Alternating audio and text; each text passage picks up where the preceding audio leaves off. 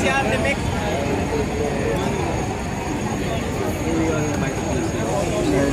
Wala na ka. Hindi. Madali yan ang wala na ako kaya po. Wala na ito. Ano, may permission ah. Pero daan ako sa punta sana ako kaya po.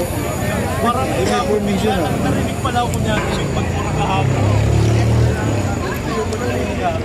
Ayan ang natapos na guys. Ang programa. So, tagumpay naman ano na nagkasagawa. Tama. Gusto na. Busy rin si Ate Mek.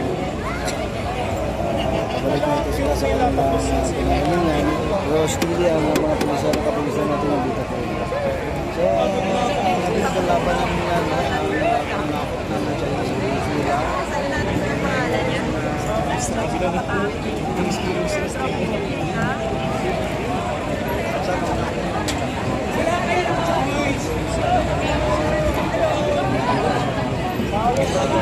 Malis na rin yung sektor ng kantin. Teka lang. Tinitingnan ko kung saan to. Baka kasi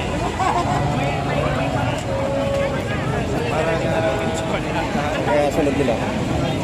pero siyempre wala akong alam kung